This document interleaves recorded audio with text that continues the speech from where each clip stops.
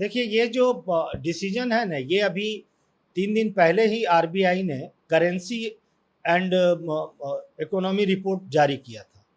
उस रिपोर्ट में जो मोटा मोटी बात आई थी, उसमें यह आया था कि पिछले 3 साल में लगभग 50 लाख करोड़ का आउटपुट लॉस हुआ है इंडियन इकोनॉमी को, और इसको रिकवर करने में 10 से 12 साल लगेंगे।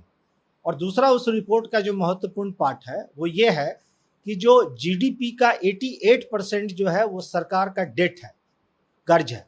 तो इस रिपोर्ट के बाद हम लोग को ये उम्मीद थी कि सीआरआर रेशियो को बढ़ाया जाएगा, क्योंकि देखिए सीआरआर रेशियो क्या होता है, जब आप बढ़ाते हैं तो सिस्टम में लिक्विडिटी घटती है, कैश क्रंच होता है, और जब कैश क्रंच होता है तो फिर इंटरेस्ट रेट से लेके बाकी सारा चीज बढ़ता है। इसलिए ये सीआरआर रेशियो बढ़ाने की जरूरत थी, क्योंकि सिस्टम में लिक्विडिटी की कमी, क्योंकि 88% जीडीपी का अगर सरकार कर्ज ले रही है तो आप समझ सकते हैं कि बाकी लोगों के लिए क्या अवेलेबिलिटी है। इसलिए ये एक नेचुरल कदम है, और इससे जो इन्फ्लेशन रेट है अभी, चाहे वो रिटेल में हो चाहे बल्क में हो, इससे ये भागेगा। ऑलरेडी पेट्रोल डीजल के कारण जो है कैस्केडिंग इफेक्ट हो रहा है इकोनॉमी पर, और इससे ये भागेगा और इकोनॉमी पे बहुत ही ज्यादा दबाव बढ़ने जा रहा है इस तरह के डिसीजन से। 50 बेसिक पॉइंट आरबीआई ने रेपो रेट बढ़ा दिया। अब समस्या ये है कि आज जो स्थिति है हिंदुस्तान के, अगर स्टेट्स को आप अलग अलग कर दें, एक जिसको बोलते हैं कि सारे स्टेट्स के जुड़ाव करके हिंदुस्तान बना हुआ है, तो अगर सारे स्टेट्स को आप अलग अलग कर दें तो अगर एक दो स्टेट के रूप में देखेंगे तो स्टेट की हालत श्रीलंका जैसी ही मिलेगी।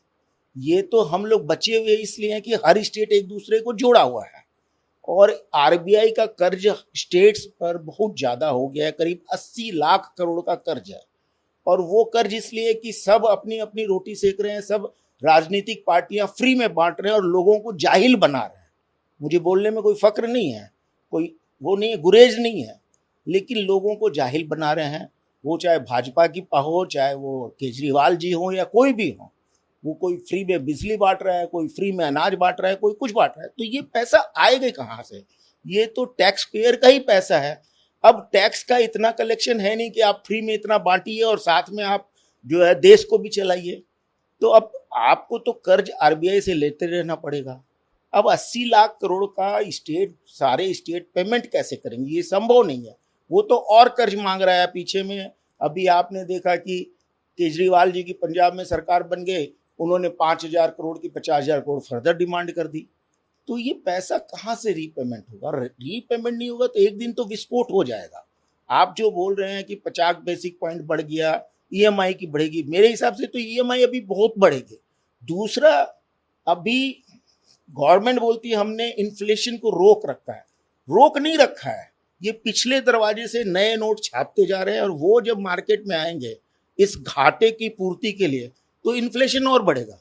एक तरफ तो पेट्रोलियम प्रोडक्ट के कारण इन्फ्लेशन बढ़ रहा है, दूसरा जब आप नए नोट छाप के मार्केट में इंजर्ट करेंगे कि लोगों को कोई सहूलियत मिले, तो वो तो बाजार में और इन्फ्लेशन बढ़ाएगा।